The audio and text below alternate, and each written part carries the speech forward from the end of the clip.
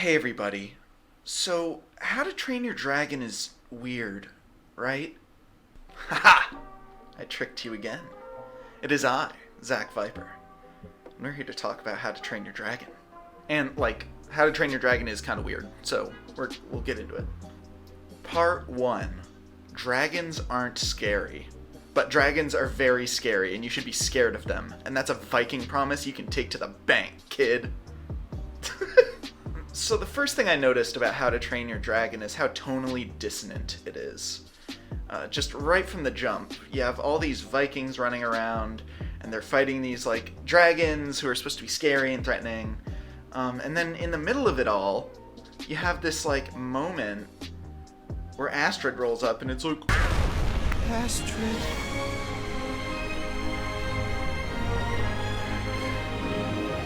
I get that this is supposed to be, a cool way to, introduce the badass romantic interest of the movie, but, she almost died, right? These dragons almost killed her, and, no one is seeming to care or think that they should be taken seriously. We're told the dragons are scary, all the time. Extremely dangerous, kill on sight. Extremely dangerous, kill on sight. Burns its victims, buries its victims, chokes its victims, turns its victims inside out. Extremely dangerous, kill on sight, kill on sight. But they never actually hurt anyone.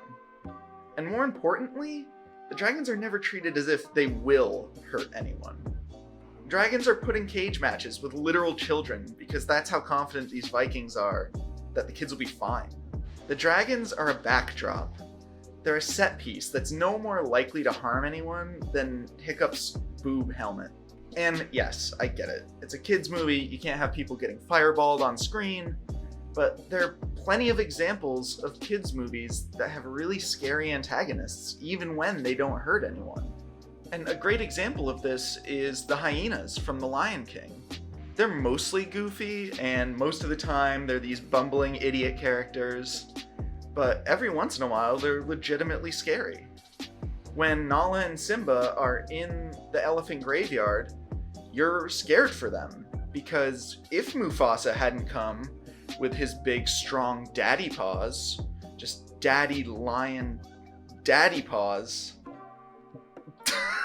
if Mufasa hadn't shown up with his big strong daddy lion paws, they very well could have died.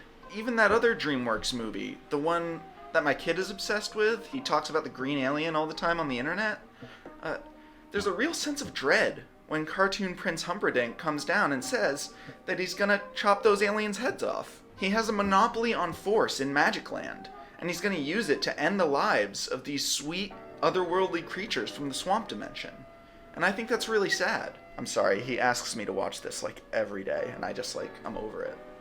Anyway, point being, there are antagonists that are both really good at being kind of fun and also being scary under the right circumstances, and there's none of that feeling of danger with the dragons. Until the end of the movie, which makes it even worse, and we're gonna get into that. Part 2. The Vikings don't make any sense, and neither does anything they stand for. So, let's take a look at the conflict put forth in the movie versus the narrative that the Vikings tell about it. They've been on this island, Berk, for 300 years or so, and they've been at war with the dragons this whole time. The dragons come in and steal their livestock, allegedly, apparently kill people, and just cause a bunch of chaos. But since we've already established in the first 5 minutes of the movie that the dragons are less existential threat and more annoying nuisance, we can see through the Viking propaganda for what it is. The Vikings are telling us that these things are the existential threat, and that we need big, strong daddy Vikings like Stoick, Hiccup's dad, to find the dragon's nest and massacre them all.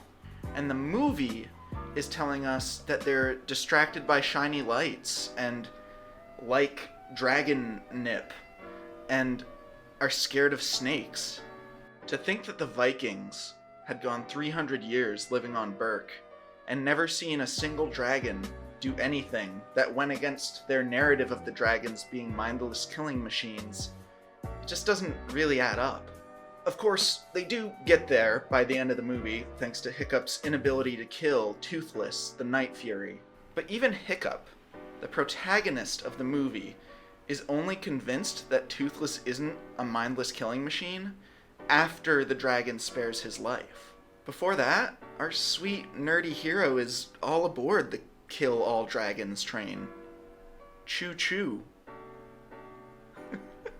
And also the Vikings mention that you're able to just walk up to a dragon and kill it if you disable its wings. So, like, you're telling me that Hiccup is the first person to walk up to one of these defenseless creatures and not want to kill it when push came to shove? I mean, I don't know, man. Like, he believes all of the propaganda. Shouldn't he be fine? And if not, why did it take the Vikings of Berk 300 years to have one of these people that was like, well, I believe it all, but I don't know, guys. Like, I just don't buy it. Anyway, eventually Hiccup proves the Vikings' previously held beliefs wrong. We get to the conclusion, genocide bad. Good conclusion. But the entire thing seems kind of stilted and unnatural. Oh, and one final point that I really hated. The Vikings were proven right all along. There was literally a massive dragon lying in wait in the dragon's nest that was like a few skimpy meals away from like coming up and killing everyone. So at the end of the day, the Vikings were right to be scared. They were right to think that these dragons were an existential threat, because they were. And that sucks. That's just terrible. It's a narrative bait and switch that brings us back to like, whew, thank God we came to the dragon's nest with the intention of killing all these guys. If we hadn't found the big world-ending dragon, we would have been fucked eventually. Which is just... There's so many ways to do this right, and I don't feel like How to Train Your Dragon did any of them. Part 3. Stoic and Hiccup. Okay, so let's take a look at two of How to Train Your Dragon's main characters, Stoick and Hiccup. Stoick is the broad-shouldered alpha Chad leader of the Vikings, and Hiccup is his beta virgin son. Hiccup's well-endowed mom died a while back, and Stoick doesn't really know how to be an effective father figure to his son. Stoick rarely listens to Hiccup, which causes some resentment, and they're always miscommunicating and mishearing each other, until the end, when Hiccup proves himself to be a true leader of Vikings and total chatty daddy, and he earns this respect by killing a fucking dragon. Fuck, god damn it.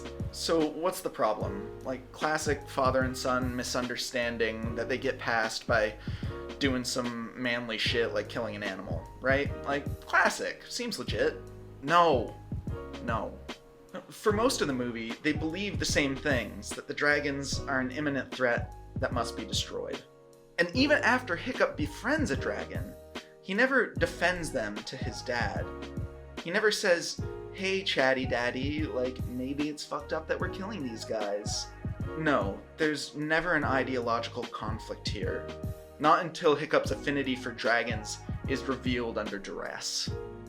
Oh, and the best part about that, after Stoick sees that his son has found a new way to deal with this threat, his response is to get angry. To be like, oh, the fucking beta version way to deal with this fucking version, I'm gonna go kill the fucking dragons. And it's like...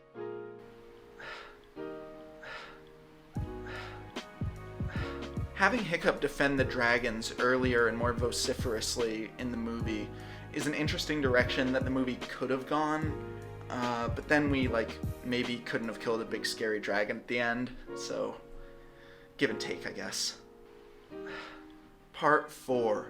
Conclusion. So at the end of the day, we have to ask ourselves, what message is this movie trying to convey? And I think there are a couple solid messages in here. 1, as previously mentioned, genocide bad. 2, parents should listen to their children, because maybe they have some interesting insights. 3, gaining more knowledge about an enemy is good, and it may reduce your animosity towards them. Okay. These are all fine points. I just don't think this movie addresses them very well at all. In doing research for this video, I came across an article by Scott Richmond in the Journal of Narrative Theory, where he says, "As a kid's film, How to Train Your Dragon does not carry the obligation to be anything other than fun." And I think this sells kids short, and I think it feeds into the narrative laziness of How to Train Your Dragon. We could have had a film where Hiccup sees the contradiction in his father's rhetoric and challenges it, one where their communication issues stem from ideological differences as opposed to just being a silly gag. We could have had a film where, instead of a big scary dragon that validated all of Stoic and the Vikings' fears, Hiccup had to head them off at the dragon's nest and convince his dad that genociding the dragons was a bad idea, without resorting to violence. Or at the very least, we could have had a film where the dragons were even remotely threatening at any point. Honestly, just that would make the movie a billion times better. Part 5. Bonus part. Yes, Test Drive is a sick song. Everyone knows this. John Powell did a great job. Good job, John Powell. Hey everybody, thanks for making it to the end of my video. I hope it was as much fun to watch as it was to make. I had a blast. And now I have a question from someone on Twitter. Shamburger Helper asks, "What's my Chipotle order?" And I'm really glad you asked that because it's a very important question. Please ignore the truck driving outside. So I always do white rice, pinto beans, steak, hot salsa, sour cream, guacamole, and sprinkled cheese. And if it's available, I will always use the smoked Tabasco there because it's very delicious when you put it on a burrito bowl. I always do the bowl too, just because I feel like I get more stuff. Anyway, that's pretty much it. Oh, and I'll add the mild salsa if I'm eating in, but if I'm getting it delivery, then it kind of gets a little mushy-gushy for me. So I'll leave that out of my order if I'm getting it delivered. This is Peaks. He's been my friend since college. And this is Yoda. He's been my friend since grad school. So thanks again for watching the video, and I hope to see you again soon. Bye!